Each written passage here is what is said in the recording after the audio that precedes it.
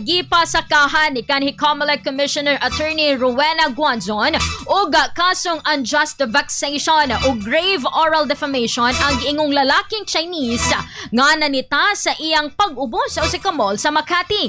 Inaagi sa usa ka Facebook video, gipasabot ni Guanzon nga nasuko lamang siya tungod nanginsulti kini sa gipangsulti sa maong lalaki. Ato paminawan na tipik sa pamahayag ni Atty. Rowena Guanzon. Hindi naman pwedeng palampasin yun pag ilaalipusta ka na. Dinidefend ko nga ibang tao pag ginaganon sila. Sarili ko pa kaya. Sabihan ba naman niya ako sa Rockwell Mall na you're coughing. You should leave the mall. You should stay at home. Doon yun nagsimula. Noon, may pakita matud pa sa police station ang lalaking Chinese. Ingon man asawa ni ini apan giingong giikya sa abogado diha nga gibasahan na og Miranda rights.